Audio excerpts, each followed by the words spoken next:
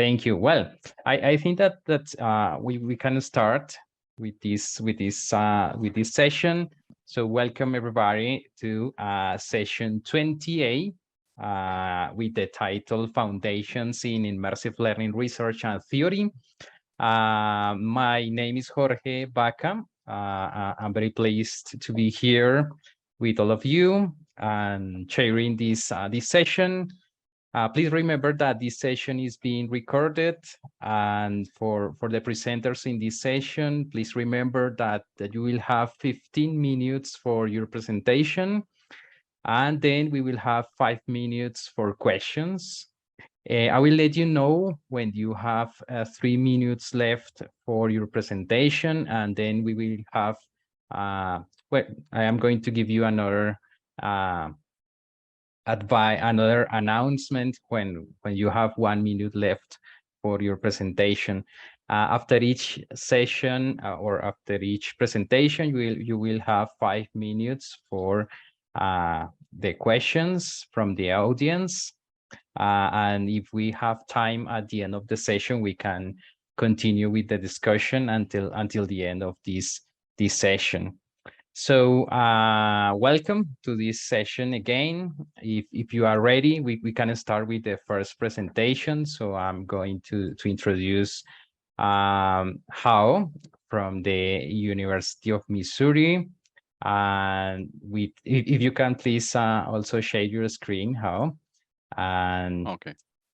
Please. And so the name of the presentation is Outdated or Not, a case study of how 3D desktop VR is accepted today.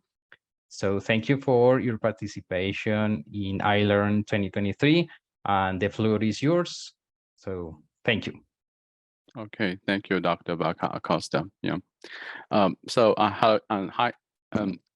Hello, everyone. So today my presentation title is Outdated or Not, a case study of how 3D desktop VR is accepted today.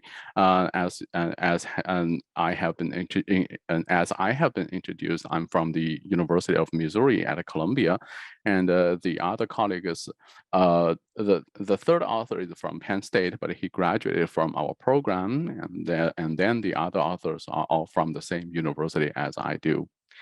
So some background introduction. As we know, a VR learning environment, I will show it as a VRLE. A VRLE is believed to be a very promising tool for online learning. And there are among different types of VRLEs, 3D desktop-based VR learning environment provides users with easy access by using keyboards, mouse, or controllers, joysticks, or touch screens. While some researchers may believe that this kind of technology is a little bit old, but we still believe that it has some benefits for particular users or learners. So in this study, we try to understand how did the users or learners perceive a legacy VR learning system, for example, Open Simulator, within which they were exploring. And we conducted a short literature review. There are different types of VR, text-based VR, desktop-based VR, sensory immersive VR, and fully immersive VR. For text-based VR, this is pretty old. It has very limited interactions or immersion experience that can provide it for users. While desktop-based VR is more interactive, but provided some kind of a semi-immersion sense for users to interact or explore in the VR world. And in more recent years, many different new types of VR devices and platforms have emerged that provides users with more immersive VR learning experience to support their collaborative learning, to support their free exploration or problem-solving experience or abilities. So for this particular study, we used the Open Simulator, and we believe this is a legacy VR platform. And we used Open Simulator and created 2 campus buildings. This is one of them, and this building is exactly identical as the real buildings on campus. So we created this building. This is the College of Education at the University of Missouri. And then we hosted a VR online orientation. And in this orientation, the participants need to start from the lobby of the building. So they're going to have to go through the entire building, find the different rooms, and try to get the hints or get clues how to complete the different tasks, and so that they can complete the different orientation activities to get themselves familiar with the building, familiar with the program, and familiar with the people in the program. So we designed a series of activities, including visiting professors and students. Like in this picture, the participant is controlling an avatar, visiting a virtual professor in the VR environment. And they also need to locate different devices. For example, here, the participant is locating a eye tracker. And after doing that, and the participant was going to watch a video introducing what an eye tracker can do, what an eye tracker is. And then they also need to find the learning resources or gaining learning tips. Like here, the participant was interacting with a virtual avatar, an NPC, and also interacted with some different digital documents. Here, the participant was trying to select a correct document so that she can proceed with the activity, get more clues, more information from the document. After clicking these document buttons, there will be a document window, like a PDF document will pop up. So the participants can read the document, get information, and proceed with the activity. So these are the orientation activities that we designed for our participants. We taught in this is a small study, we had 27 online students from an LDT program in a Midwest university in the United States, of course, University of Missouri, sorry. And we have 10 we had 10 male students and 17 females among the 27 participants, and most of them, 21 out of 17, had no previous VR or 3D gaming experience. The data collection occurred from fall 2019 to fall 2021. Actually, we had more than 100 participants through all 5 semesters. But for this particular study, as we submitted the proposal, we had only finished 27 students' data. So we used these first 27 students as our participants in this study. For each participant, they received a tutorial materials about how to navigate in Open Simulator and how to operate, how to control their avatar's movement in the VR environment. And then when they doing the VR online orientation, they worked around the building, walked through different rooms, and try to find out different rooms to complete the activities. At the end of the VR online orientation, they were prompted 3 interview questions regarding their overall impression about the VR online orientation, what worked and didn't work for them during the VR online orientation, and their suggestions about how we can improve the VR online orientation. And each interview was recorded for data analysis purposes. For the data analysis, we first transcribed the audio recordings into text, and then we conducted a thematic analysis to understand what these data include.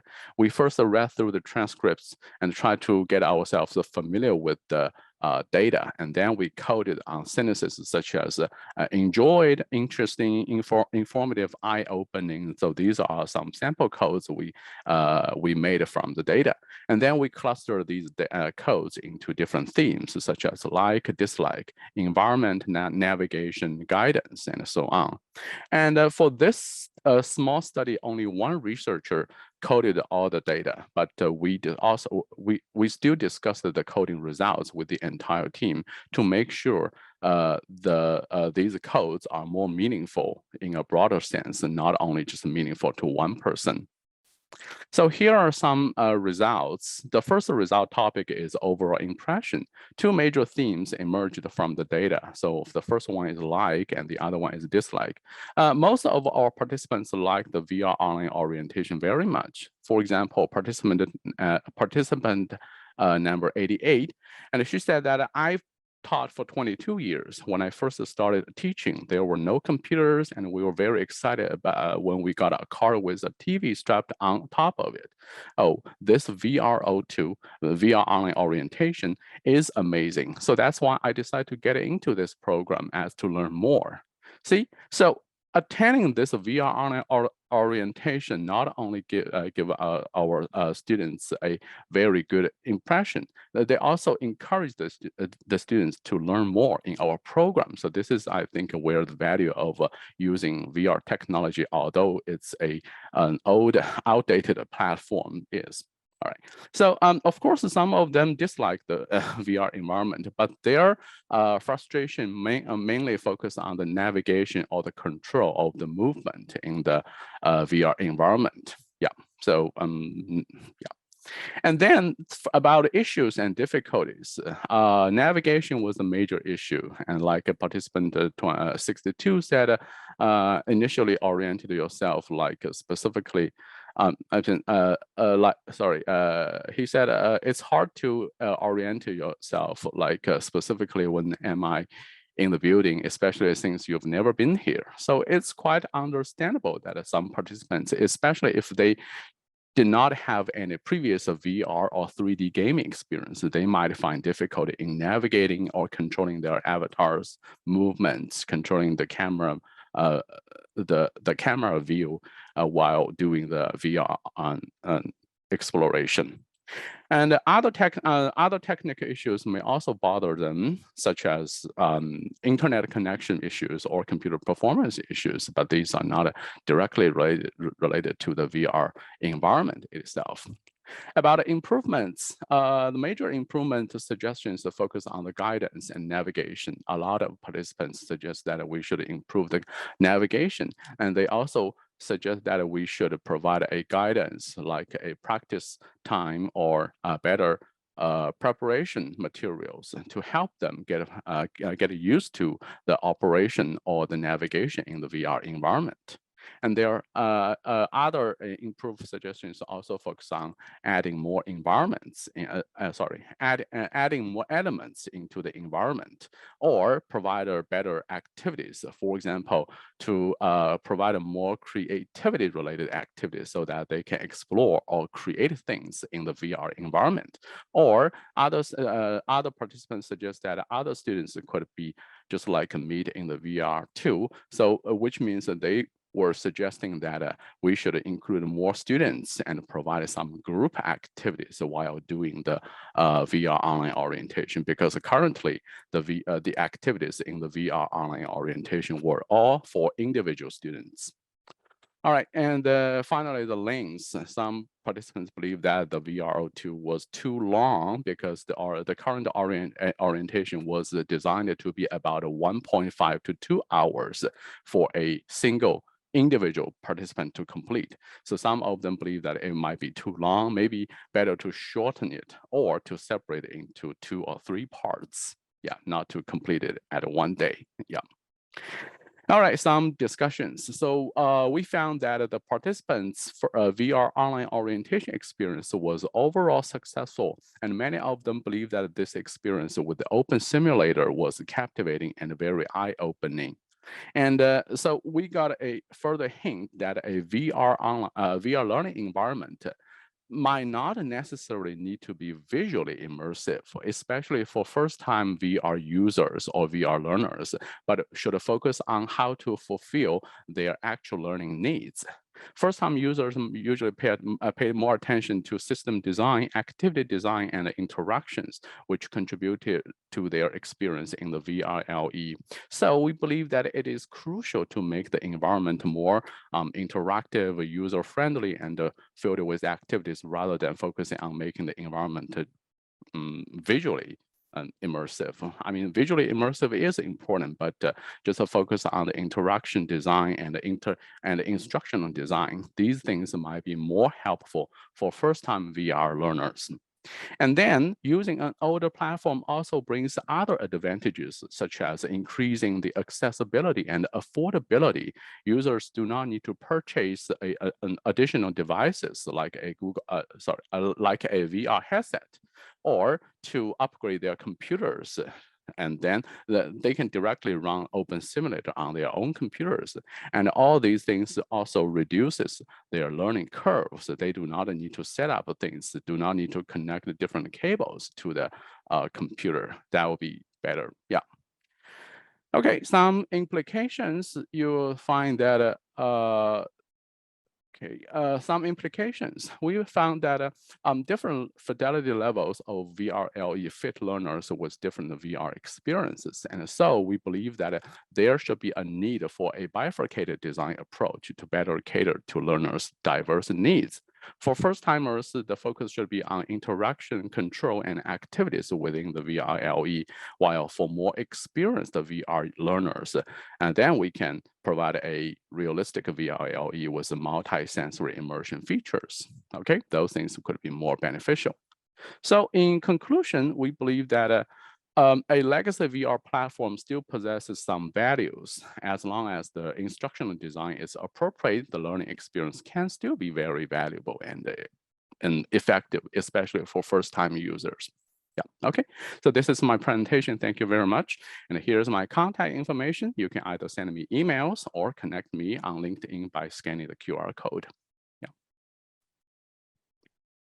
Thank you very much, Hao, for your presentation. That's great and very interesting. Let me ask the audience if is there any question? Thank you, Tricia. Thank you. I think I probably have not a question, but a comment, if I can.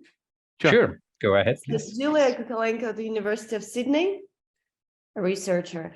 So all I wanted to say that sometimes when we talk about VR and desktop VR, high immersive VR, we sometimes forget about why we're using it in education. So saying that some people say that desktop VR is not like it's not modern or it's not useful. It's the same that if we say chalk and board are not useful or videos are not useful, the first question we ask what we want to teach, and then anything would work. Stick and sand, yes. Desktop VR. So my comment is that sometimes we shouldn't start like, it's not a recommendation, it's not a criticism, but we never should mention any tool like useless, because it all depends on what exactly we want to teach. That's it. Then it works. Yeah, that's correct. This is also what we found, because it depends on what kind of goals we want to reach. Yeah, we need to try to use our goal, try to select from different VR platforms depending on our goals. And especially because we, for this study, we conducted from fall 2019 to fall 2021. So you will find that a lot of several semesters was overlapped with the COVID pandemic. So when we try, because we have we have a lot of online students in our master program, and they would never come to our campus, and especially during the COVID pandemic, they even more impossible for them to visit the campus. So we consider different options. So we consider a 3D desktop VR, we consider VR headset, we also consider mobile VR using the Google Cardboard. And finally, we found using the 3D desktop VR is the most convenient, most doable solution for those online students to experience the campus, to get familiar with the program, with the building, and what they can get from the program. Yeah, even if we use the mobile, like a VR environment in the cell phone, and then we teach them how to use the Google Cardboard to experience the VR environment. It is still not very convenient for most participants. Yeah, and they will still feel dizzy, feel like some cyber sicknesses. Yeah, so yeah. Where can we, okay, Tricia asked the question, where can I learn more about this study? We have several other articles published on different journals or conferences. I can send some to you privately. Yeah, yeah, and I think this study will also be printed in the proceedings, right? Yeah, that's true. Yeah, you can refer to the proceedings for the full article for this study. And yeah, thank you. We have another question from Cynthia. It says, I would like to ask why students didn't meet in the environment. Yeah. Is Okay, it possible? Sure. Okay. Yeah, we consider the group activity options. However, that requires more specific design for a group activity. So you need to give them different tasks. You need to assign them to complete the task and ask them to go to different places, and then they can combine the information they get together. So when we initially designed the activities, they were all for individual participants, actually. So you can understand it as we didn't thought about that. We didn't. It didn't make us to think about the group activities until one of the participants, like here, while one of the participants mentioned maybe we can have other students to join the VR. So until that moment, we realized that, oh, actually we can design more group activities to and get the students familiar with the program, with the building. Yeah. So I mean, it was a little regretful for us that we didn't even think about it to provide the group activities. Yeah. Thank you. Yeah. Did the And students we have share one more question. Yep. Did the students share if the orientation made it easier to navigate the building when they were physically in the building? Yeah, so we have several students, yeah, they actually visited the physical building after they and after completing the VR online operation, not in large number, only 2 or 3 of them, they actually came to the campus. So they found that the VR environment was actually exactly the same as the real building. So they can find the, like here, as I have already shown you. So here, yeah, they can start from the lobby and then they can find the professor's offices here. Yeah. So in the real building, they know I can start from the right side and then take a left turn. And then here, if you find the door and take the right turn, then you will find the professor's offices. So yeah, they can actually do this in the real environment. So this is what we found. The VR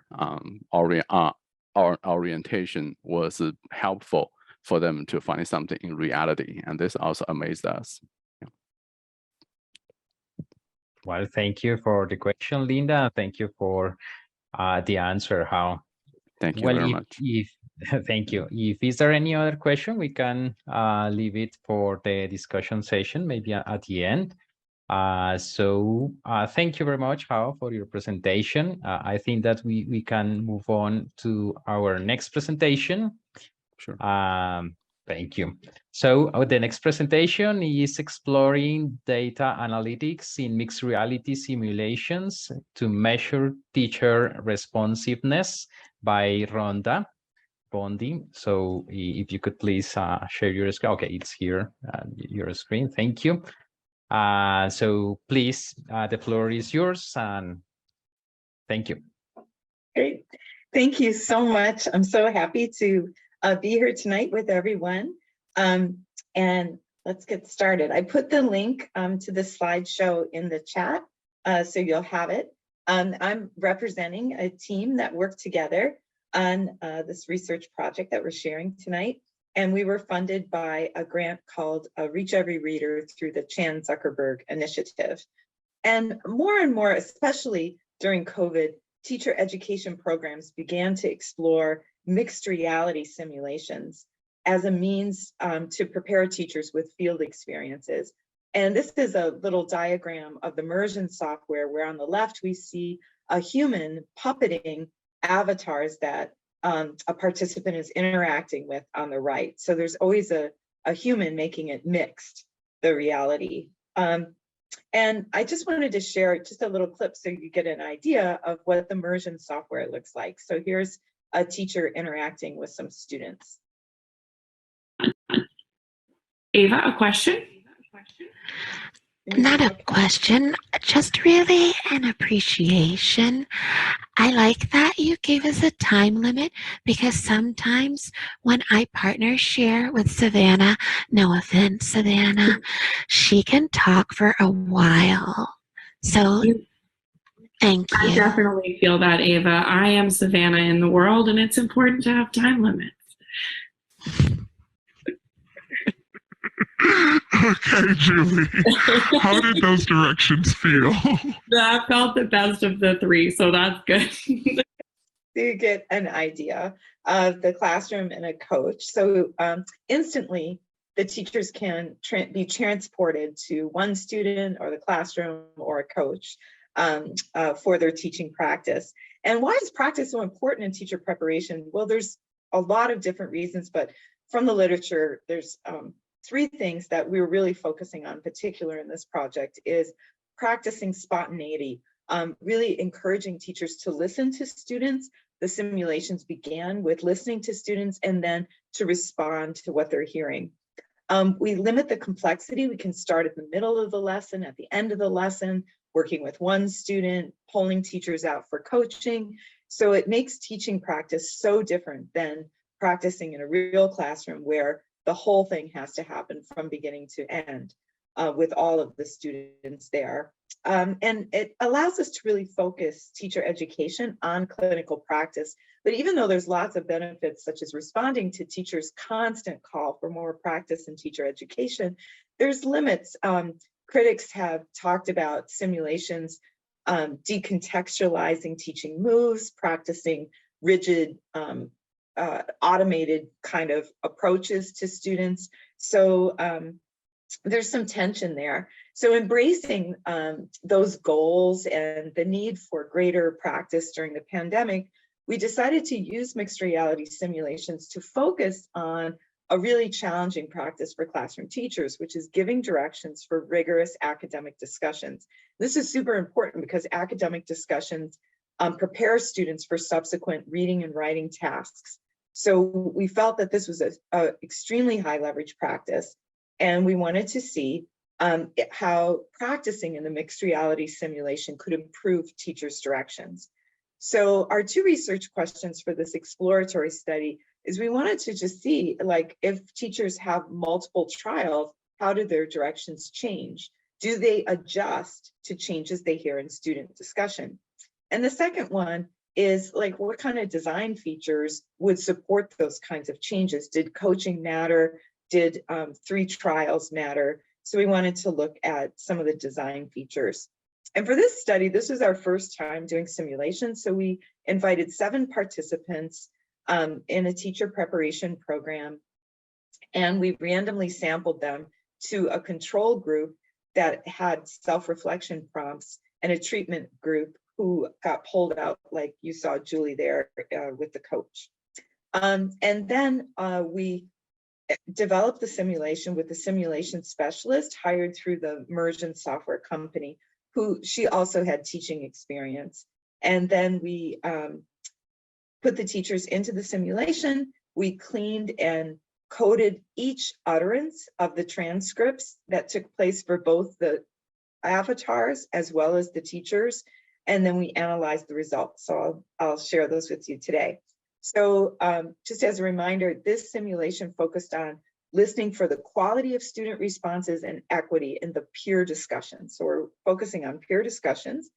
And we provided the teachers with a visualization of the practices that we wanted to code. So they were a priori codes, and we were listening for quality and looking for equity. So we gave the teachers these levers, like a sound mixer, having them move the levers in their direction to change what they're hearing in peer discussions. We also invited the teachers to think about the way they were communicating the directions and offered them some strategies. So if we have time or you have questions, I put another clip just in case, which I can show you a teacher giving directions. So basically, after we got the Zoom transcripts, we coded them for all those elements in the sound mixer. So on the left side, I'll just orient you to this graph. The big thing we wanted to explore with this small sample size is there a way that we could visualize interaction responsiveness of teachers, not just the frequency, the number of times they used a teaching practice, but the extent that it was relevant to the student needs that were being expressed in the simulation, which is something we haven't seen before in research on teacher simulations rehearsal. So if you look at this graph, to the left is the quality, and those are the elements that you saw in that sound mixer. And to the right is equity and participation. And those are the levers, roles, time, turns, and preparation that you saw in the sound mixer. So those are our direction elements. And then we're going to build this graph out by having the teachers in the coaching treatment, each represented by one row on top, and the self-regulation control group or self-reflection control group on the bottom. So now we can compare those two groups. And if we work out from the teacher, to the left, we see the quality, and to the right, we see the equity in the teacher's direction. And if it's colored in, that means that the teacher tended to that element in their directions. That element was present in the teacher directions to the students. So here's trial 1, and then we see a lot of improvement in trial 2 for the most part. People really improved. We can see like teacher 4, for example, never gave preparation time ever in any of the trials, right? So now we can sort of see the pattern developing of improvement. And then the third trial is the darkest color. And interestingly, you know, what we see in the third trial is a lot of times teachers had it, like for example, number 3 had it preparation time in the second trial, but then when we move to the third trial, it's no longer there, right? That they lose on the third trial. So I put some pluses and minuses there to make it a little easier for you to see that teaching and improvement in teaching isn't a linear progression. It's back and forth. And we really see that here. And you don't see that if you just average or just count the number of practices. So I think that's a really unique thing in this study. The X's are when the avatar student actually made a mistake and said a wrong response. And so we would look for the teacher, like here with a plus, to do something to respond to that X. But up here we see X's in white squares, which means the teacher didn't respond to the wrong answer at all. So the circles represent every time that element was present in a student response. And what I think is really important about this is in these human-run simulations, humans are going to make mistakes, right? They're doing this with multiple teachers.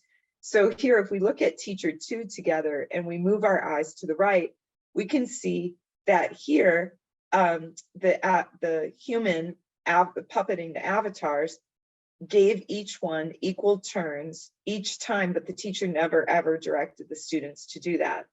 So in this case, the teacher, if you just did a frequency count, would have a low count for that element because she didn't do it. But the truth is the avatars didn't present the need for it because they were already doing it without any direction. So I think like it's really important going forward in simulations to account for the avatar's actions as well as the teachers and the relationship between the two.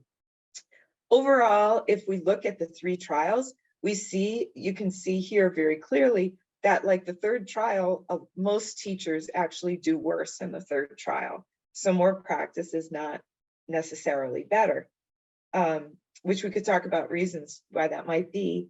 But I think that even though this is a really small study, it starts to move the field in really important ways, focusing on teacher responsiveness. We want teachers to be present and responsive beyond being effective and prepared.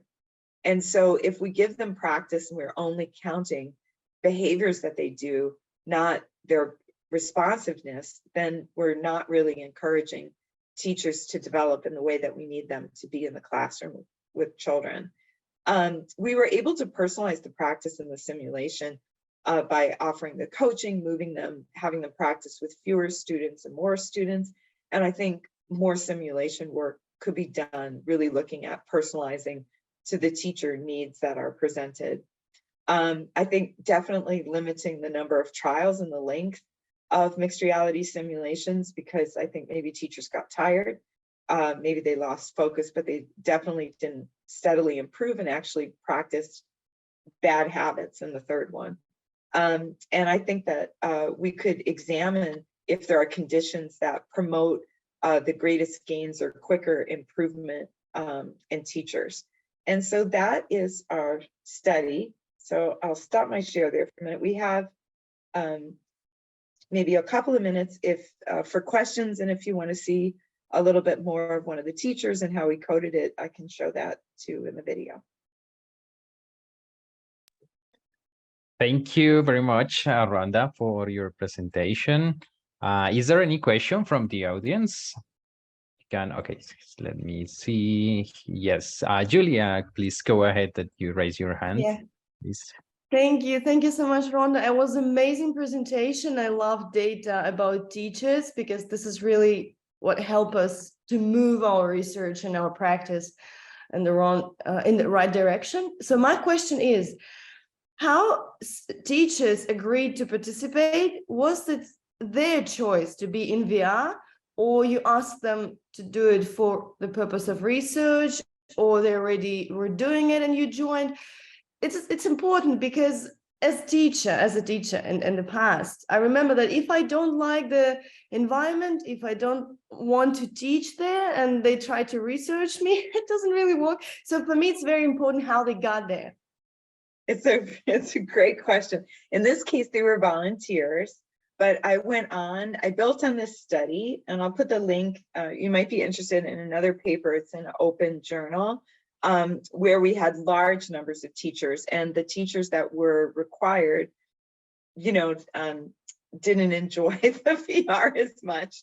And so I think a couple of things that I learned. Number one is there needs to be some sort of orientation where teachers get comfortable. And we tried lots of different things like interactive video quizzes and orientation that was on a whole group where we all worked together. We made the orientation super interesting you found out all these really interesting things about the students that made teachers want to come back and do practice with the students because they felt like they knew the students as people. So they were excited to come back the next time. So like all of those things really helped. We found that experienced teachers loved doing the simulations because in class, you're an experienced teacher, people expect you to be pretty good. You teach in a certain way, you have a certain personality and identity that you tap into during your teaching, and you're kind of in this box. And if you try something new, you might not be as good, and the students would suffer, and you feel that.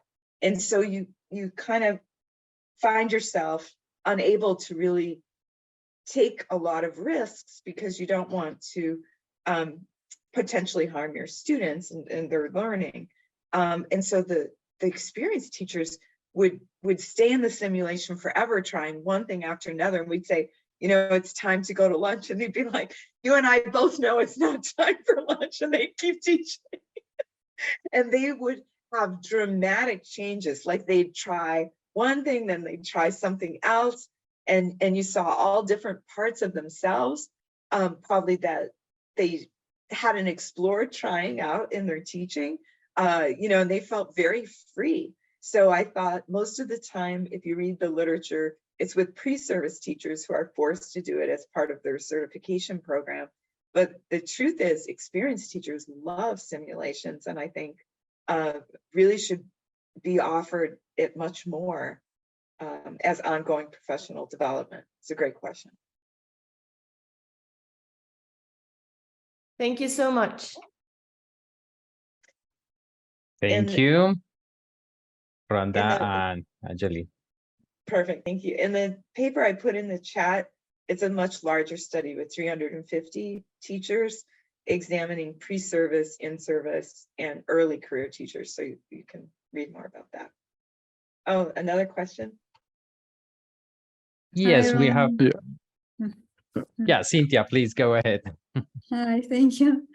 Congratulations.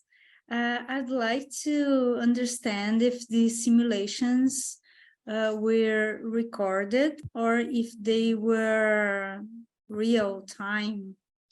they're done real. The immersion software, the human is puppeting the avatars live with the Alive. participant. So they're just a nightmare to schedule because, you know, you have the actor and like the teachers have to show up, and if there's bus duty or something at school, or, you know, so like the scheduling part is really tricky. And it's interesting to do this for you because you may have an adult playing a kid avatar. Yes, It's really tricky. You have adults playing the avatars, and you also have a single person playing students who present with different ethnicities and races. So there's a lot of tension in representation and representation of the students. So to engage with that tension, we had actual students do the tasks and collected the responses from real students, and that actors used responses. We also only hired simulation specialists who also taught during the day.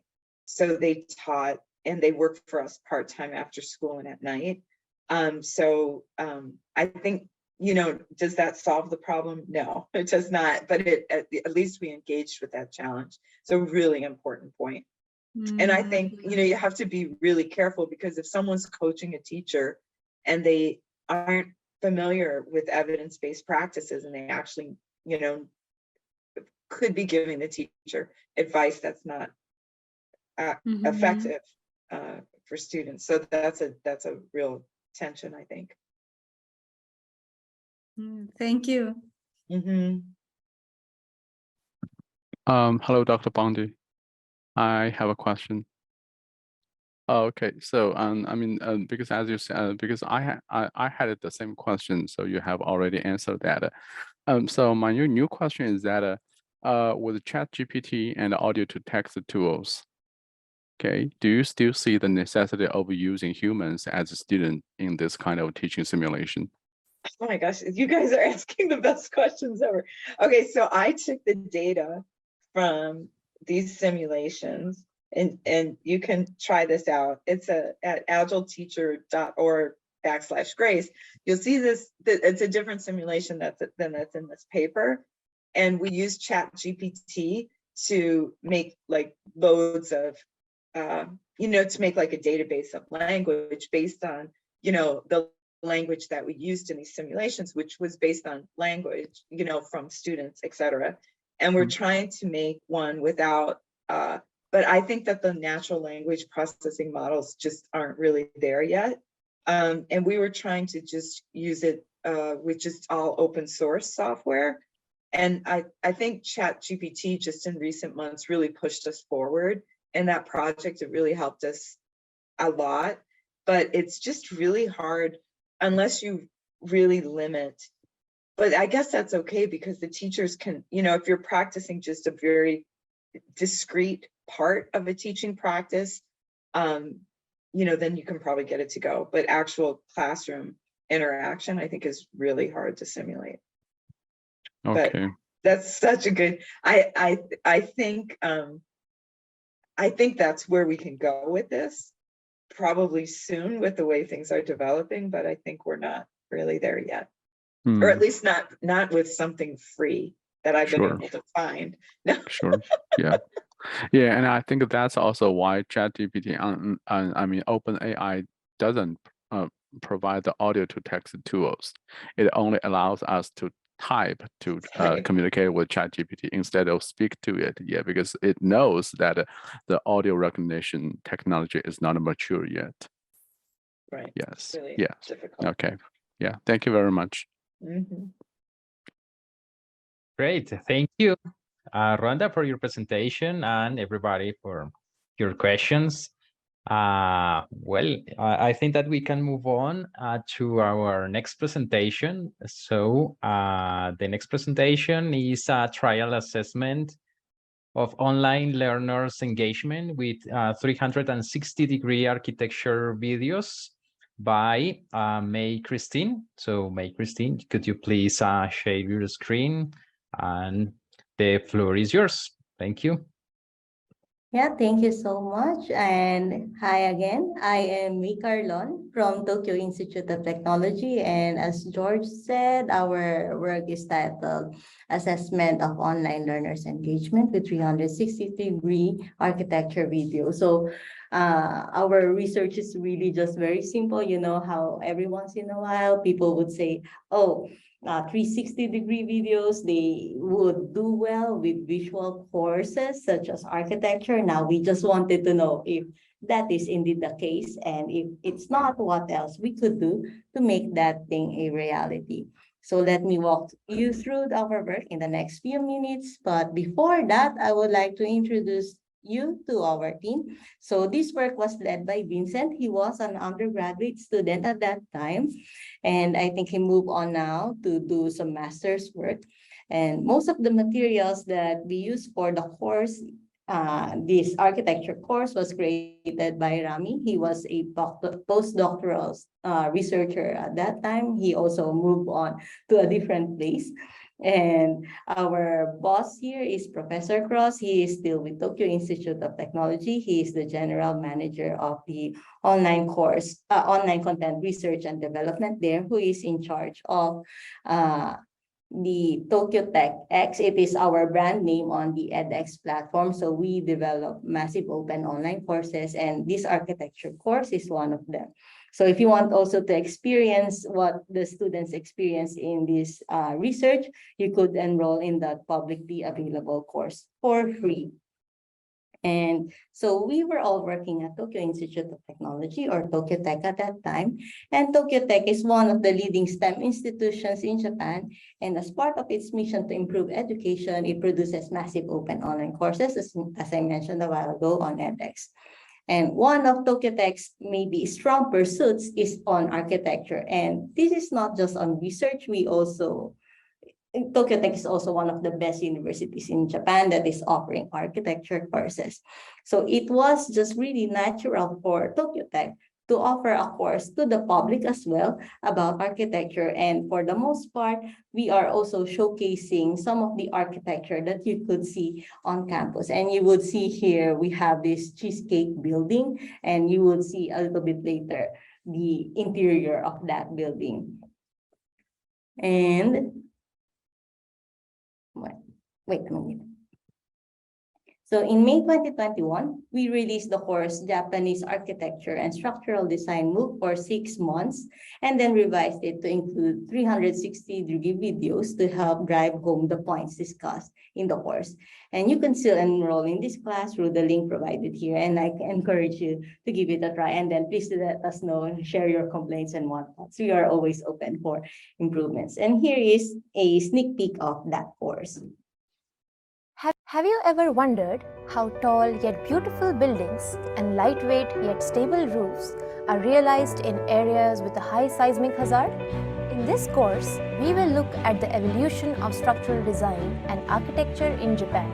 This story starts with the incombustible Tokyo city after the Meiji Revolution, before moving on to the precast structures of the metabolism movement, the emergence of shell structures, and concludes with the contemporary transparent architecture. We will then delve into the structural design and retrofit of several unique Tokyo Tech campus buildings. We will learn how these structures were made earthquake resilient using technologies like the buckling restraint braces, locking frames, and seismic isolation, while incorporating sustainability and aesthetic considerations using concepts like the integrated facade engineering and grid skin structures.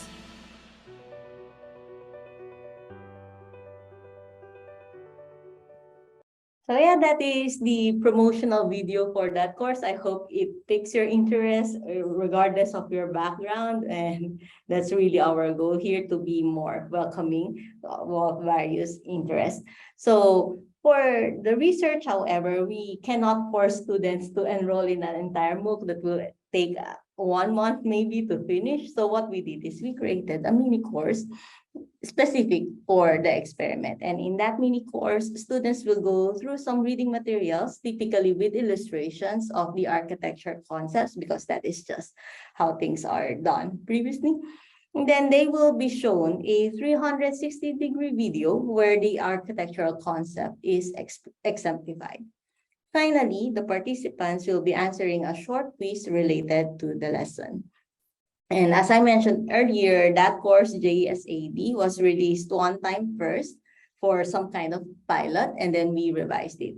And during the revision process, we received some feedback from the learners, and they were like, okay, you have these illustrations, but it's really hard for us to see how these explanations will happen in real life. And even if every once in a while, we do have pictures and they say, it's still not really easy to see how things are going. So as part of our plan, do, check, act, or plan PDCA cycle, we employ a bit of brainstorming. And to learn more about the PDCA cycle that Tokyo Tech is doing on our online courses, you could refer to this book chapter that came out just recently.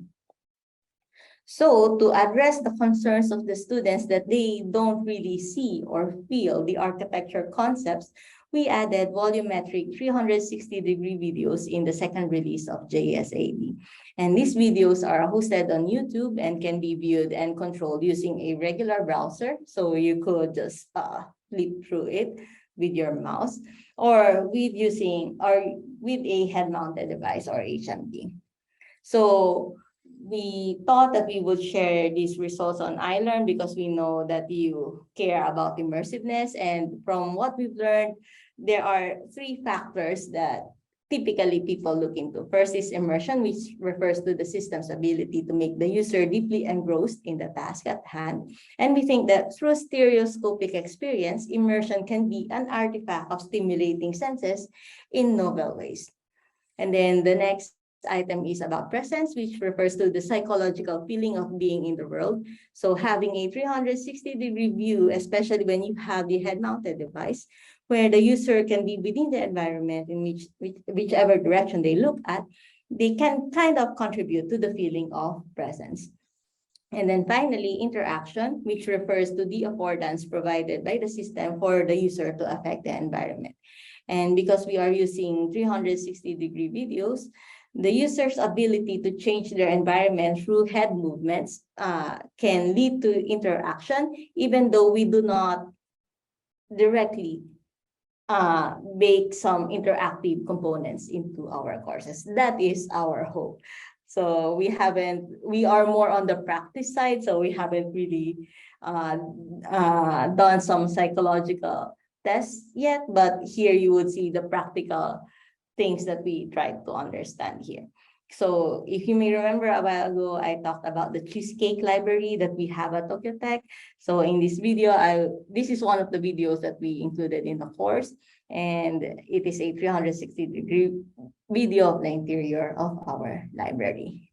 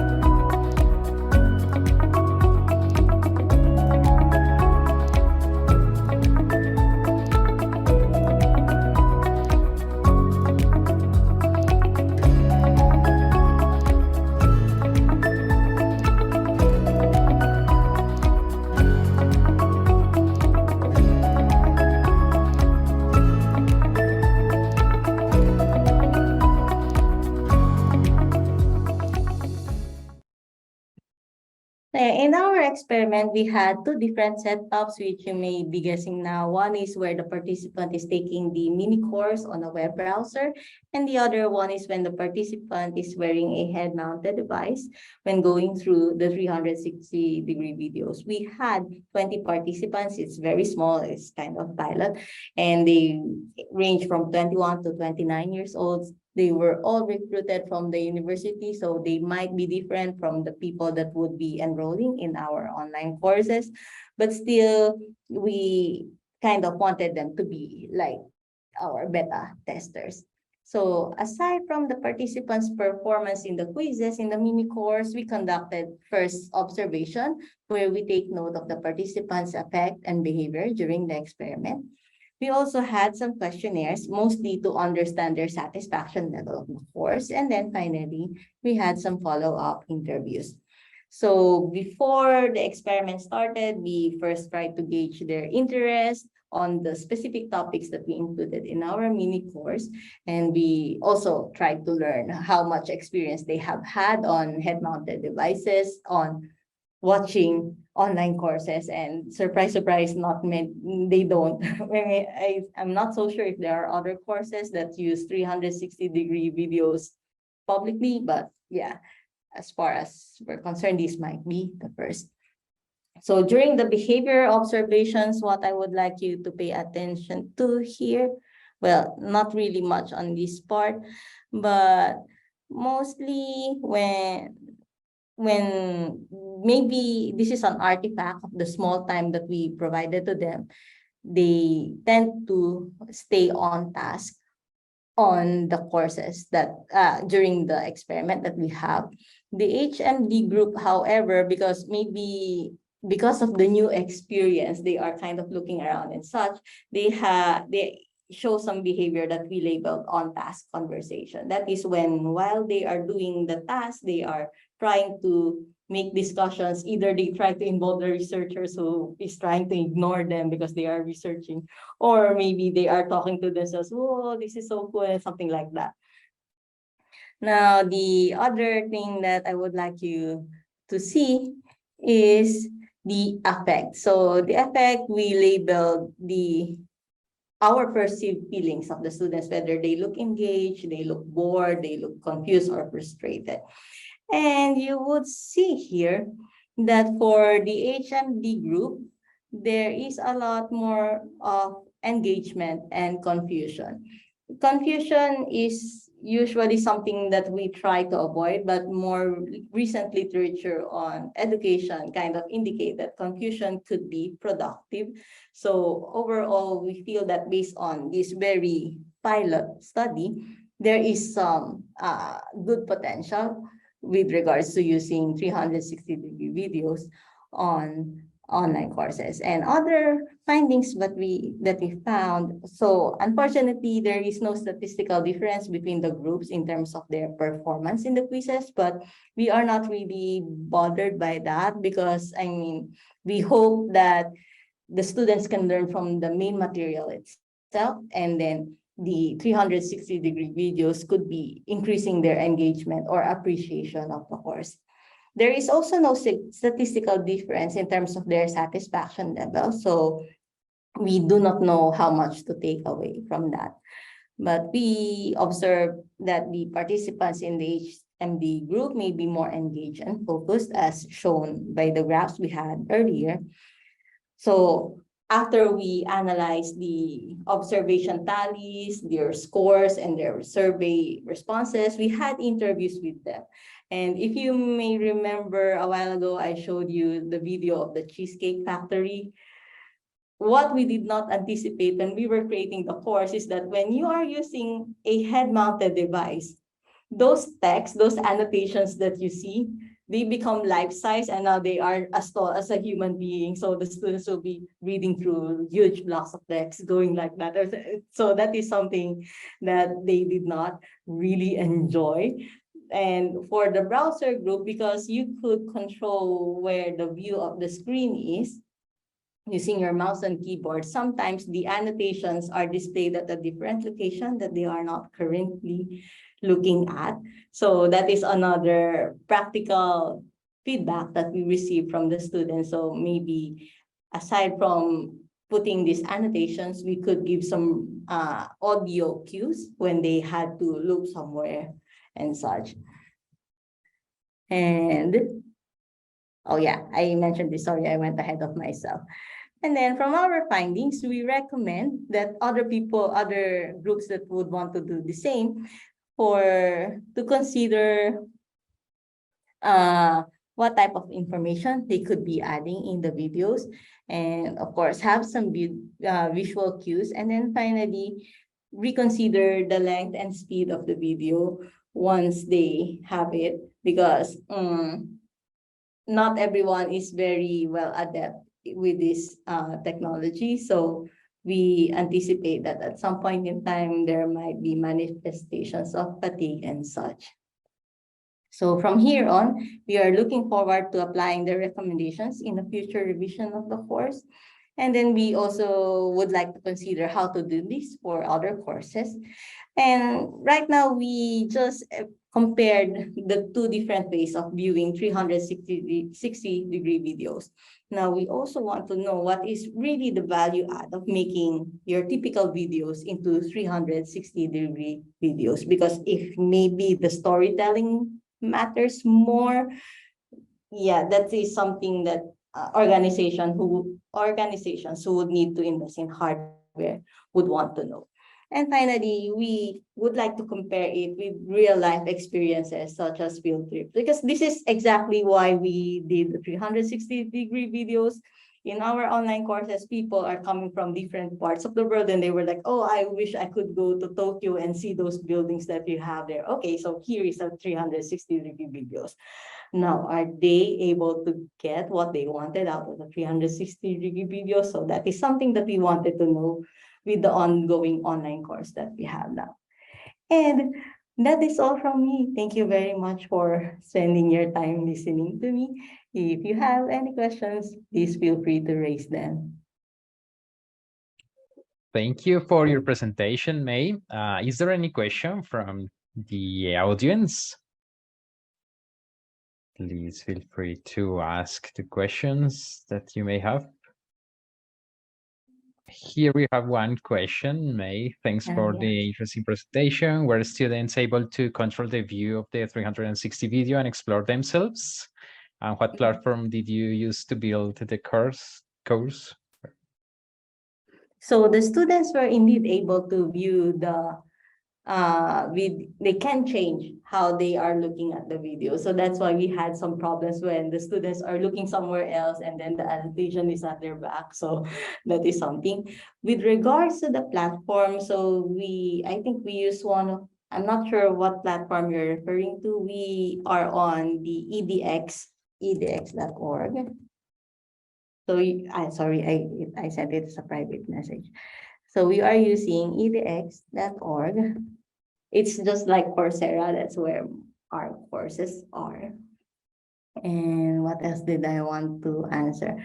But yeah, you could, so edx.org does not by default support 360-degree videos, so we also uploaded them on YouTube, and that is how they can do the 360-degree experience. Thank you, May. Well, any other question from the audience? Well, meanwhile, I have one question, May. How did you coded the behavioral observations? I mean, I saw a graphic picture showing the on task versus the gaming the system to to behaviors. How did you code these behaviors, and how did you come up with the idea of the participants gaming the system are not on task? How did you manage that? Thank you.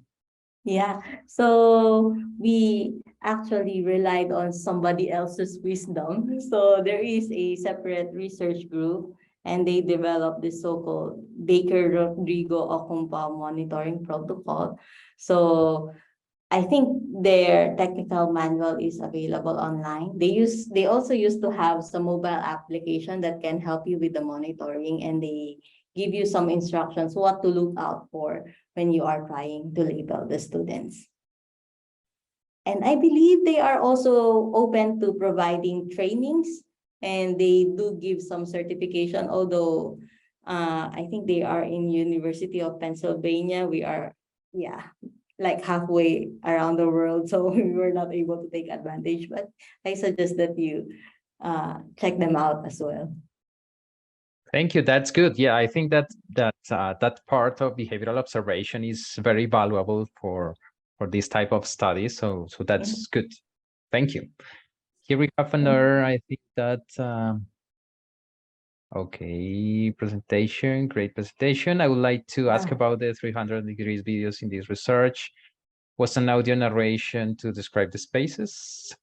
Yeah, so unfortunately there were no audio narration. So maybe I could share a little bit how things are happening here in Japan, because we are not native English speakers. So when you ask professors to talk on online courses, we needed to do a lot of persuasion. So in this case, it had been easier for us to put annotations instead on the videos, because yeah.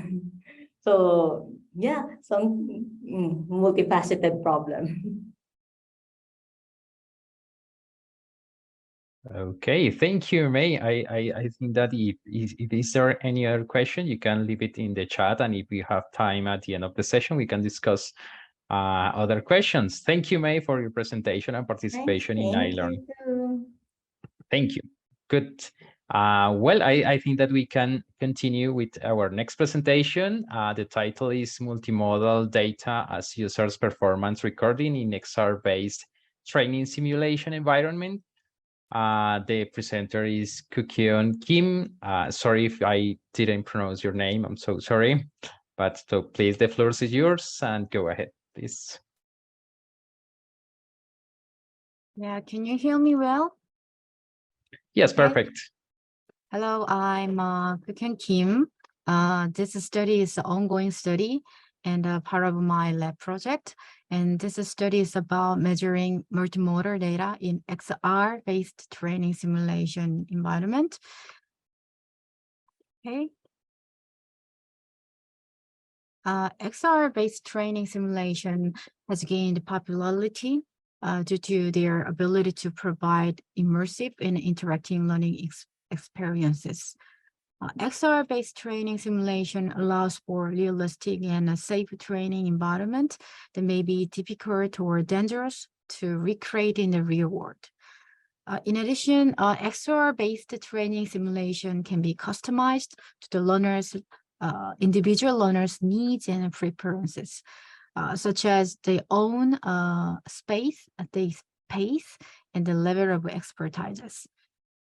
Additionally, XR-based training simulation can provide immediate feedback to learners and improving learners' outcomes. Another advantage of XR-based training simulation is they can be more cost-effective and time-efficient, and also XR-based training and can provide opportunity for remote learning and collaboration. And it is important to assess learners' performance in XR learning environment by understanding the learner's performance. Immediate feedback can be provided, which can aid in predicting and evaluating learning outcomes and their state. Multimodal information such as brainwaves, eye gaze, and facial expression, or heart rate, sweat, time, and performance behavior. All these things can provide learners with information they may not have been aware of during the learning process, and offers insight into their cognitive and emotional state at a specific moment. Multimodal data is increasingly used in learning analytics to gain insight into learners' behavior and performance in the learning settings. For example, eye tracking and facial expressions data has been used to identify patterns in learners' behavior that indicate engagement, interest, or understanding of material, as well as the user's cognitive load and attention. In addition, mouse movement or clicking stim or video recording and a self-reported feedback also can be used to recognize learners' behavior and performance in learning analytics. And psychological data such as heart rate and skin conductance can be used to evaluate the learner's stress level and emotional state. And head position data can be used to identify the user's level of engagement and also attention. And head movement data can be used to evaluate the user's motor skills and proficiency to evaluate learners' proficiency in their procedures. Based on these previous study, the study investigated various multimodal information sources that can be utilized to determine the learner's state in a proposed future research directions based on these findings. The research core is investigate the potential of multimodal data in predicting the user's performance in the XR-based training simulation environment. The participants are 22 medical residents in South Korea, the 14 male and 8 females, and average age was 25 years, and the repeated within subject design was used, or the participant experienced the 3 scenario tasks of XR-based training simulation. This is the XR-based simulation we used. This simulation aims to diagnose pediatric patients with strabismus using HoloLens. Participants examine a virtual patient and diagnose strabismus by evaluating change in the eyes. Strabismus diagnosis stimulation comprised 3 scenarios. Each process is shown in the following 3 figures. Firstly, the ocular motility. Ocular motility was performed with a stick to test that the patient eye movement and their eye muscles is healthy. Second, the cover-uncover test was conducted to diagnose the strabismus and the type of strabismus by covering the eyes. And finally, the prism test was performed to diagnose the degree of strabismus using a prism, and then identify what exactly angle of their direction of the eyes. In particular, the rear prism tool could be practiced for holding the prism tool with the correct posture during the prism test. And each scenario lasted between 2 or just 3 minutes to complete. When using the prism, the backside of the prism had to be perpendicular to the patient visual axis. So otherwise, the patient's angle of view could be diagnosed incorrectly. I'm going to show you shortly the video of the XR simulation. This is a modular activity. As you can see, when you move these sticks, the patient's eyes move to follow, and then we can identify the patient eye muscles are good or not. Okay. And this one is cover and cover test. By covering the one eye, you can see the eye of this of a pupil could be moved here like this. Then the participant can diagnose their situation, their state. Okay. And this is also actually the participants using the prism here, and then check what exactly angle of their eyes of direction. And then this is method what table 1 shows the type of multimodal data and the variables collected. Gaze information and head position of a user we use to measure the user's attention and cognitive. The head position and interaction with a 3D object was used to check the accuracy of diagnostic performance and skills. Figure 3 shows the process of data collection. As shown in figure 2, And the figure 3 shows the process data collection. Hand and heads and the gauge data was extracted using iLRN device. In addition, object interaction data also extracted using data from the participant interacting with their real object, the prism. And all the multimodal data was extracted at the rate of 30 times per second. And then result, table 1 shows the extracted multimodal data in the number of category. Head data comprised 8 subject factors and head position, X, Y, Z, and head rotation and head tracking, and also gauge data included a total of 12 sub factors: gauge origin and gauge direction and gauge hit position and gauge hit normal. And also we collect the hand data. It's a 9-8 hand joint position. So object data also included in 9 subject factors: stick grip validity or stick grip try number, something like that. And also we collected the prism grab try times. And this is 3 proposed using multimodal data extracting from head, gauge, hand, and object interaction to identify cognitive load and attention and performance level in XR-based training simulation. Multimodal data can confirm the information such as how much the user pay attention to learner's task during the training process, the level of cognitive load experienced by a user, and the accuracy of a user's performance in the skill training with the target skill object. The result of the study was expected to provide baseline data for the development of program that predict the learner's performance state and provide appropriate feedback in the context of learning analytics based on the artificial intelligence technology like deep learning and machine learning. Okay, thank you for your attention. Well, thank you very much, Ken. Thank you for your presentation. Is there any question from attendees? Please, if you have any question, please feel free to write it here in the chat or raise your hand.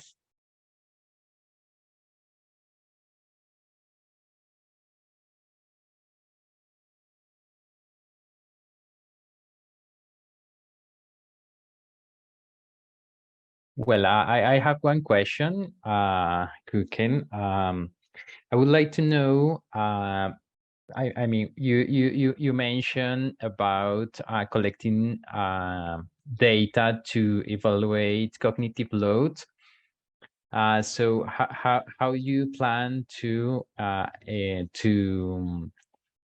get information about cognitive load from these factors that you mentioned, which were gaze and head movements? How do you plan to combine, or how did you combine them to analyze cognitive load?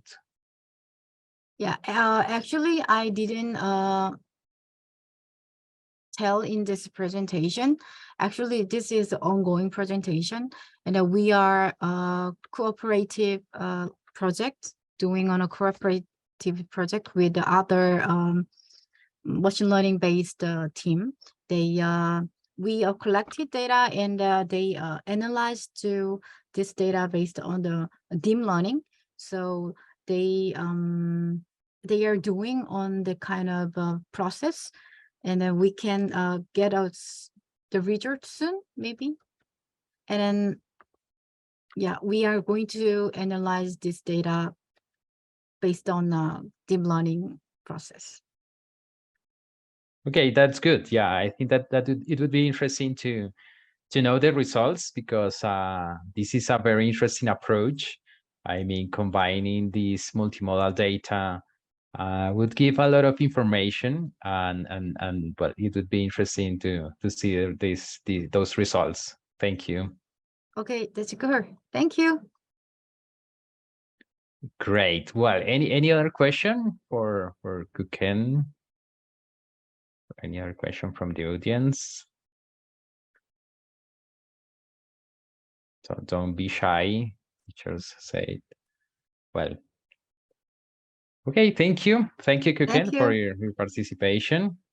Well, so we can move on to our next presentation, which is designing interactive space for XR board game by, and please excuse me if I cannot pronounce your name, Juseon Jeong, or let me see, or who is going to present this, who is going to do this presentation? Oh, hi. My name is Don Kim. Yes, I'm undergraduate student at Jeonnam National University in South Korea. Unfortunately, our first presentation, Yuson, he couldn't attend today's conference. So, however, we are record his video presentation. I'll share the video. Okay, thank you, Tom. Thank you. Hello, my name is Yuson Jung, and I'm a doctoral student at Jeonnam National University. Today, I would like to present to you the topic of designing interaction space for XR board game. Introduction. Extended reality has the potential to provide the student with an enriched learning experience using 3D graphics and immersive visual. XR is a unique technology that projects suitable content layer for education text and class onto the user surrounding environment, providing students with interactive and meaningful learning experience.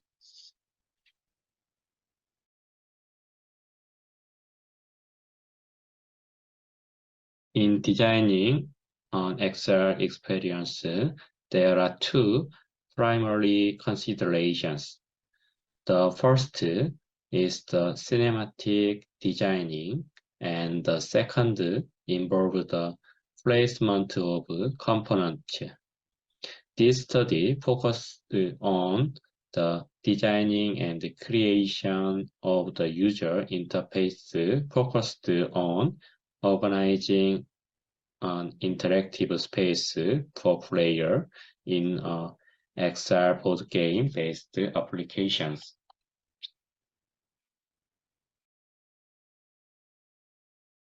Design component. A board game-based application comprised of 4 areas in the interactive space. 1. Die rolling, 2. Play board, 3. Message board, and 4. Task area. Number 1. Die rolling. During a user turn, button press roll a die, generating a random number 1 and 6, and moving the character accordingly. Post user's turn, the virtual opponent action automated, with the virtual hand appearing to roll the die, enhancing telepresence.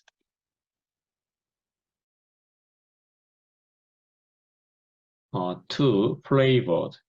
Each of the space has picture of it, and when a character lands on the space, they can learn the cultural element related to the picture in that space. 3. Message boards. Message boards are area on the panel provides overall place instructional and learning content.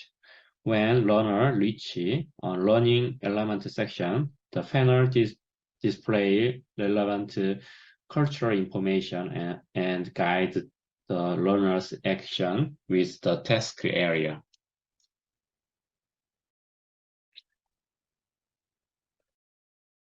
Four, task area. The task area related to the learning content is presented with enable interaction with the virtual object, including hand interactions. The application includes 17 tasks that can be applied to this area.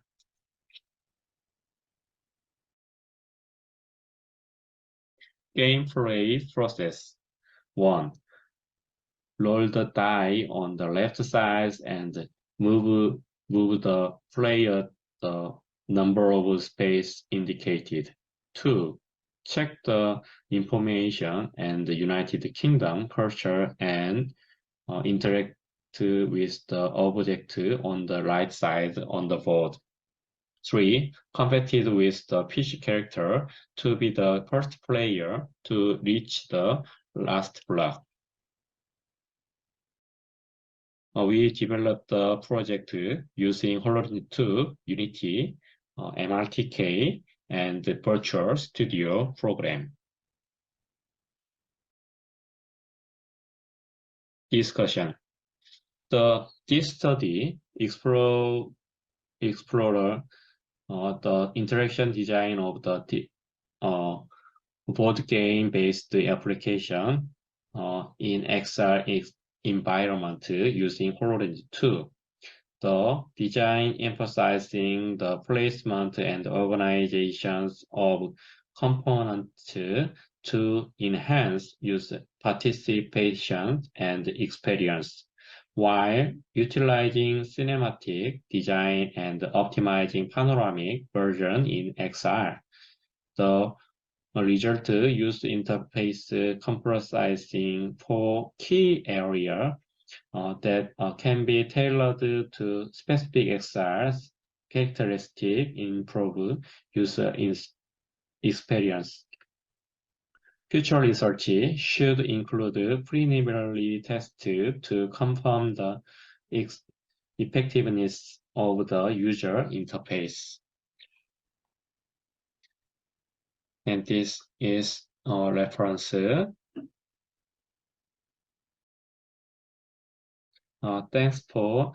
Thank you very much your attention and time today.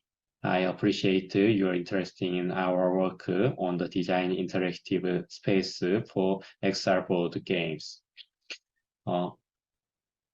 Thank you.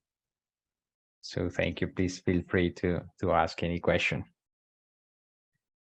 That's good. We also still have some time for this session. If any of the attendees has any question, you can also ask any additional question, or we can engage in any discussion about the presentations. Any question? Any comments?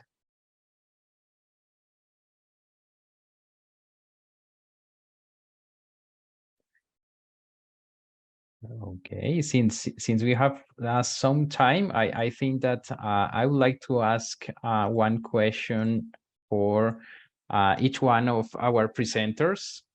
So the question is, what do you think are the main contributions of your work regarding the theory and regarding the foundations of immersive learning? And this question is because, well, this session is called immersive learning. So I think that it would be, of course, interesting to have your comments or suggestions or your thoughts about the main contributions of your work for the foundations of immersive learning, or the contributions of your work to the theory of immersive learning. So if you anybody who wants to start, please go ahead and tell us about that.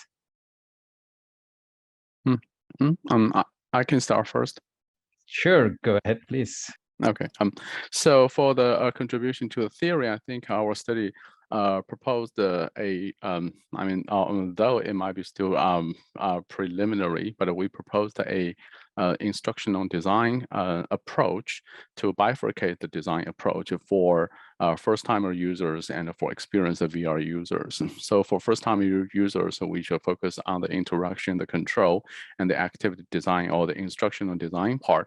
While for the more experienced VR users, we can add more like visual things or sensory things to provide them with a more immersive learning experience in the VR environment. So, I mean, for the immersive learning, I mean, our presentation is more like a rethink of being immersive, of the necessity of being immersive for every learning environment or every learning task, because we try to consider if it is necessary to do that all the times. While we, I mean, personally, I just think maybe we should, select the different platforms or select the different VR technologies, either immersive or non-immersive or semi-immersive, depending on the learning tasks and our learning objectives. Yes, so. Okay, thank you very much, Harold. Yeah, thank you, Dr. Bacca-Acosta. Yeah. Great, thank you. Thank you. I think I'll add the big contribution from our work is thinking about analyzing learning, like how do we measure and then visualize what we're finding about learning an immersive experience, and thinking about interaction versus just counting whether somebody did something or not, the extent, the frequency that something occurred, or the average, the mean of the frequency, doesn't really tell the story of learning. So looking more at more details, which are very readily available with machine learning and now in real time, actually. Great, thank you very much, Randa. That's good. Kuken, I think you wanted to say something. Yes, my study is about to suggest the multimodal data to identify the learner's state while they are studying in an XR-based simulation. I think the kind of data could be provide what the state of the students, they are on focused on the learning, or they are distracted, or they have heavy cognitive load.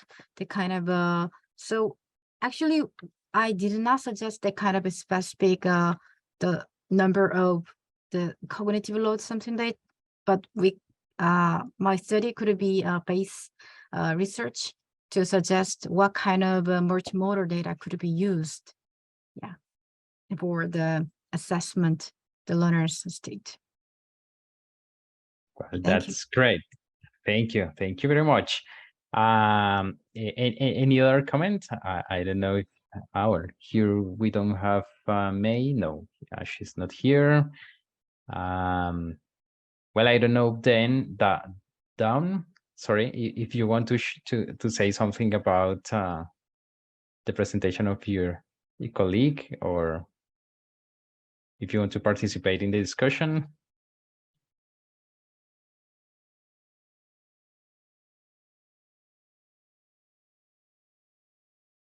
Okay, no problem. Thank you.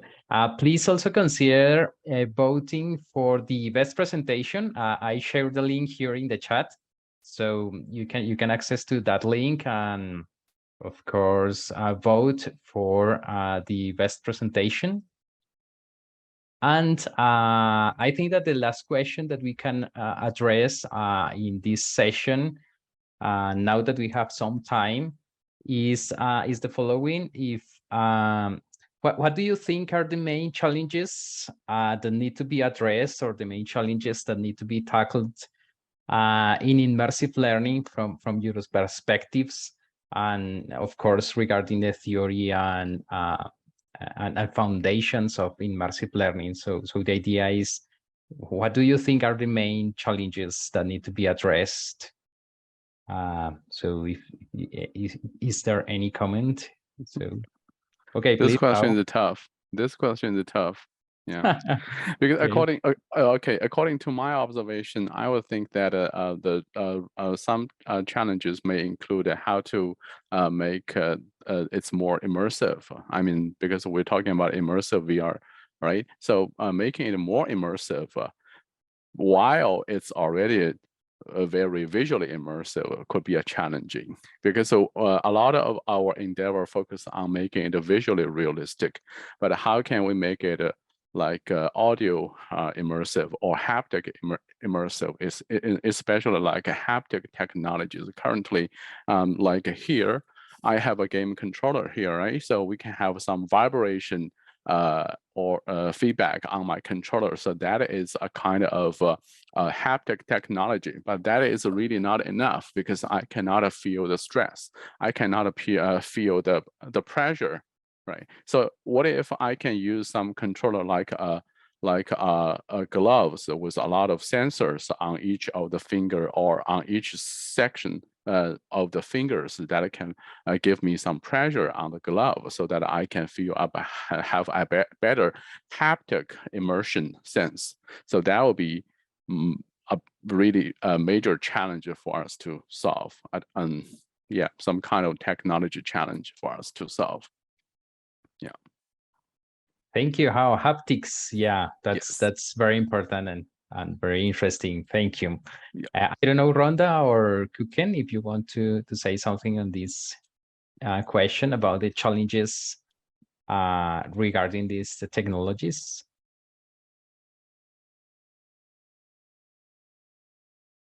Yeah, thank you. I think the technology, the challenging is that in my area, new technology always not welcomed, because the newcomers or novice are not familiar to the new technology. But as your researchers, we needed to try new technology, how we could apply new technology to the lessons or the class.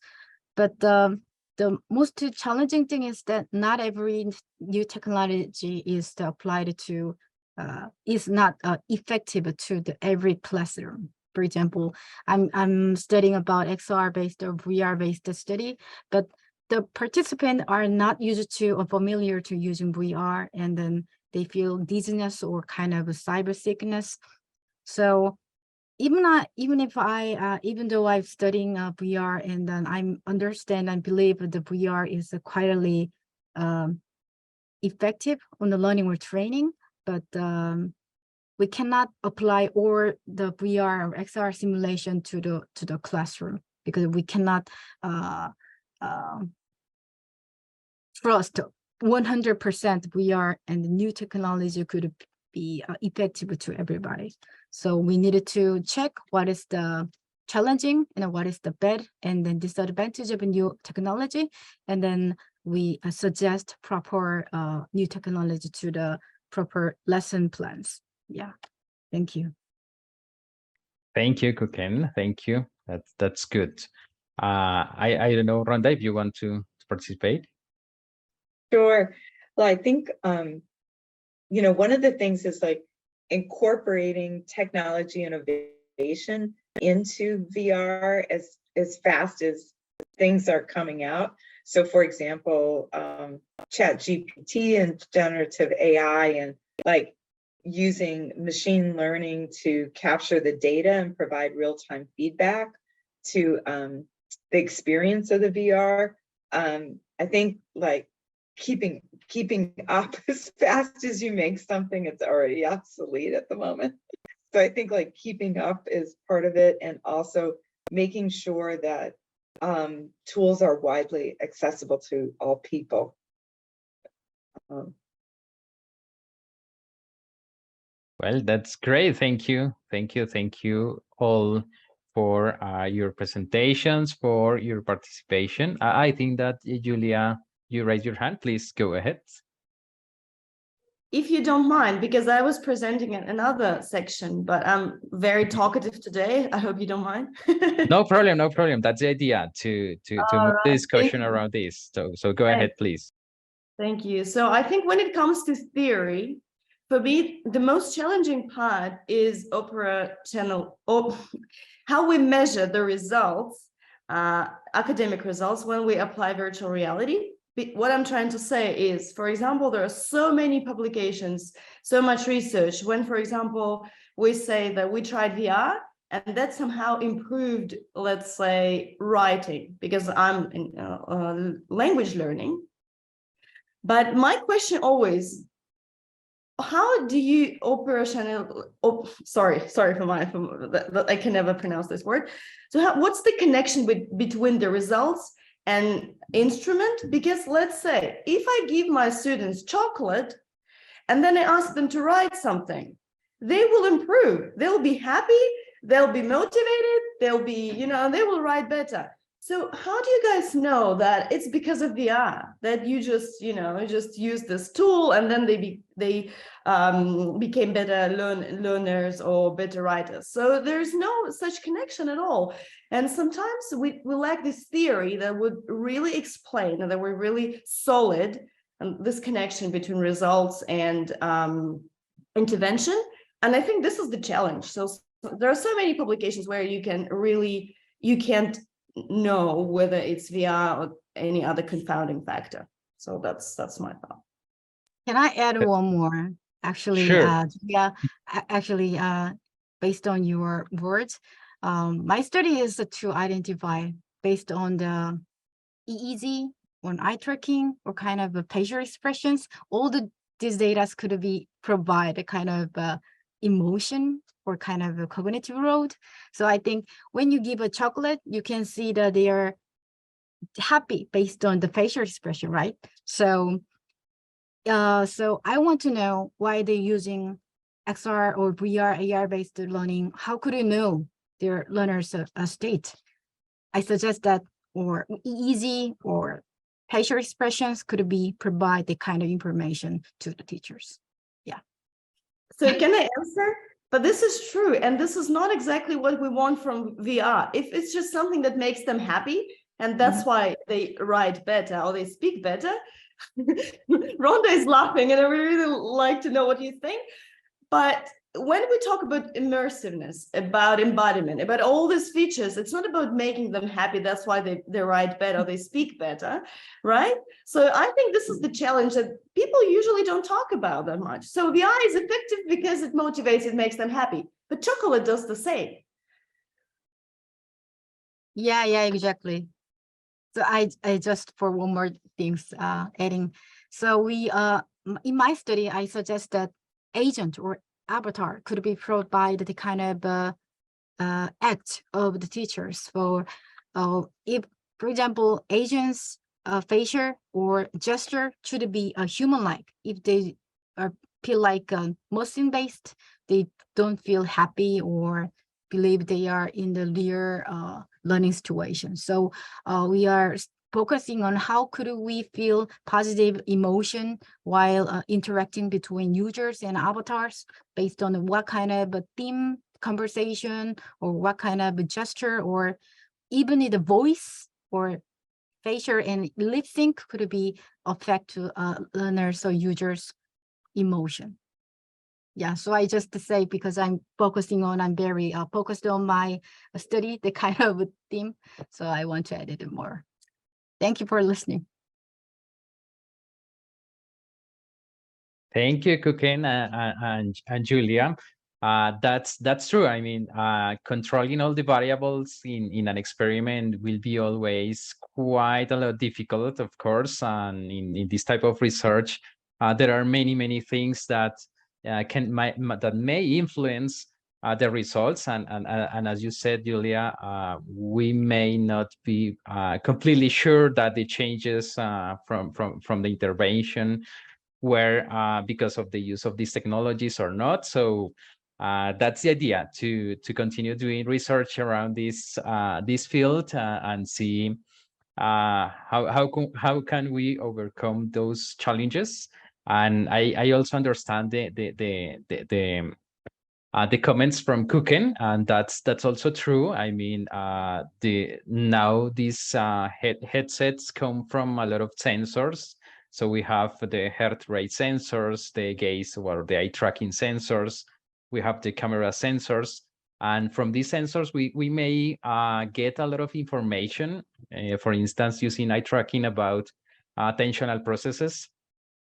So that those sensors, I think that can give us a lot of information about and some maybe some clues that may overcome these challenges. So, well, we will see, and we have to continue doing the research. So thank you for your comments. That's a very interesting point of discussion around these technologies. That's good.